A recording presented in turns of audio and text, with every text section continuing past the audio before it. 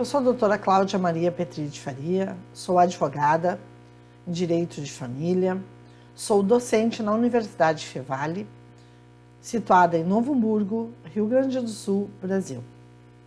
Juntamente com a minha colega, mestrando em Direito das Relações Internacionais, Letícia Petri de Faria, advogada e educadora física, estamos participando do segundo simpósio internacional sobre gênero e cultura prisional, será a prisão democrática, no eixo temático número 03, que trata da vivência da maternidade no contexto prisional, com a apresentação do artigo A Proteção à Infância no Sistema Prisional, um debate necessário. A proteção à infância não é privilégio da legislação brasileira, porque a proteção à infância é um direito formal e humanitariamente reconhecido. Foi reconhecido através da Declaração Universal dos Direitos da Criança, através da Declaração Universal dos Direitos Humanos, Constituição Federal do Brasil, legislações ordinárias como o Código Civil e o Estatuto da Criança e do Adolescente. Mais do que nunca, sabemos da importância que uma infância sadia tem para o desenvolvimento e o surgimento de um homem, de um indivíduo sadio. E aí nos deparamos com a problemática das crianças que nascem enquanto as suas mães estão no cárcere. No Brasil, e certamente em outros países, sabemos muito bem que o espaço físico de uma casa prisional está longe, muito longe, de apresentar condições adequadas para a ressocialização do preso. Quanto mais ainda, quanto à possibilidade da convivência materno-filial. Muito há de ser feito, seja nas instalações físicas, seja em relação aos serviços prestados à grávida, a gestante que está no cárcere e também a criança. É necessário que o olhar se volte de forma mais atenta justamente para essa situação, para o filho que está no cárcere.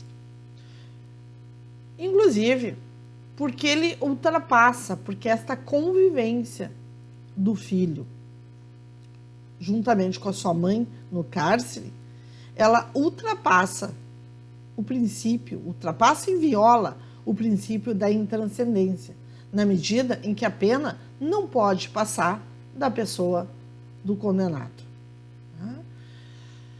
Mas, quando a criança nasce e permanece com a sua genitora ali no estabelecimento prisional, nós precisamos ficar atento, além dos cuidados que devem ser dados a esta presa, a esta criança, né? Cuidados que vão desde a situação física, o espaço, o direito ao brincar no cárcere e ainda, né, com a preparação para o momento em que haverá esta separação. Mãe que fica no cárcere e criança que sai. Como isso vai ocorrer no aspecto físico e no aspecto psicológico? Ainda há um outro aspecto que precisa ser pensado. Quando a criança está no cárcere com a sua mãe, como fica o exercício da paternidade? Como o pai vai conviver com aquela criança que está ali aos cuidados da sua genitora no cárcere? Nos encontramos, na verdade, na frente de um grande dilema. Por quê?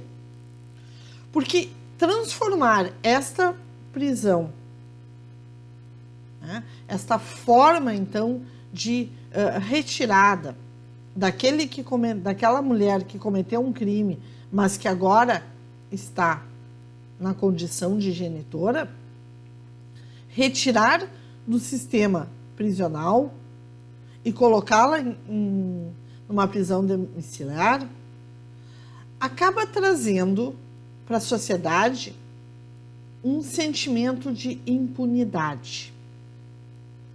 Então precisamos pensar, né, e aí a importância de seminários como este, que nós estamos participando, de congressos como este, tá? Porque nós precisamos pensar, afinal de contas, né, como é que nós conseguimos achar um meio termo entre não punir aquela criança, né, possibilitando a sua genitora a saída do ambiente prisional e, ao mesmo tempo, não trazer para a sociedade um sentimento de impunidade para essa genitora que cometeu um crime. Nesse sentido, no Brasil, nós temos uma situação trazida aí pelo habeas corpus número 143641. Esse habeas corpus foi impetrado pelo Coletivo de Advogados em Direitos Humanos. Baseou-se a concessão do habeas corpus em alguns regramentos bastante importantes. Entre eles, as regras de Bangkok, regras que são as regras das Nações Unidas para o tratamento de mulheres presas e medidas não privativas de liberdade para as mulheres infratoras. Também se baseou no Código de Processo Penal, lá no artigo 292, aquele que traz a vedação do uso de algemas para as mulheres durante os exames pré-natais, né, durante o procedimento do parto, né, e também durante o período pós-parto, durante o período puerpério, a fim de que ela possa, então, ter uma maior proximidade, uma maior convivência com o seu filho. Além dessa normatização já mencionada, também foi trazido como base para a concessão do habeas corpus a Lei 13.257 de 2016, o Estatuto da Primeira Infância.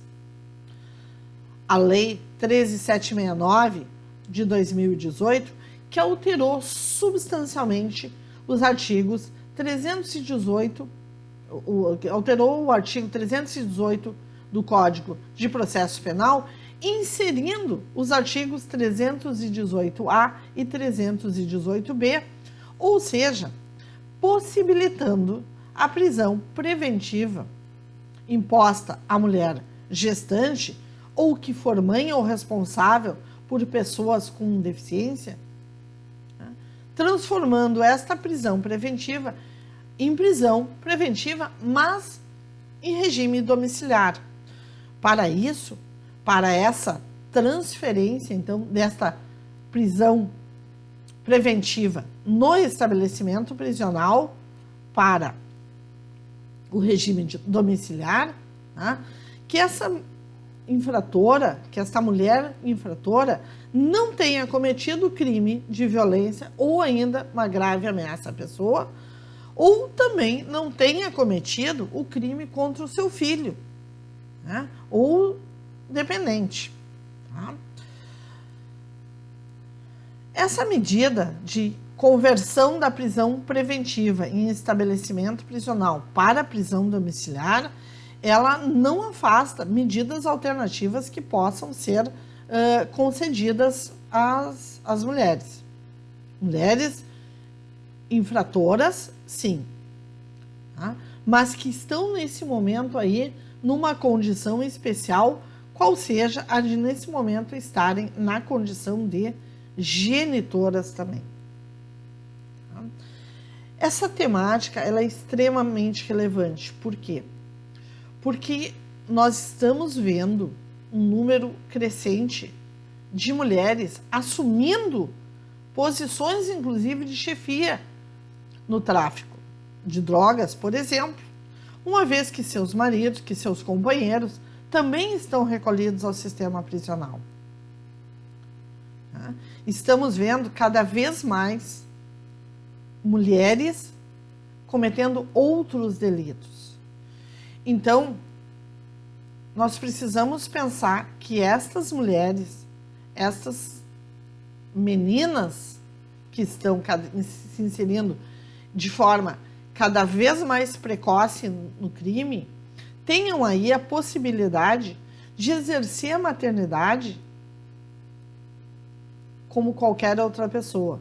Porque precisamos separar muito bem a situação. O fato das mulheres terem cometido um delito implica na necessidade, sim, da punição.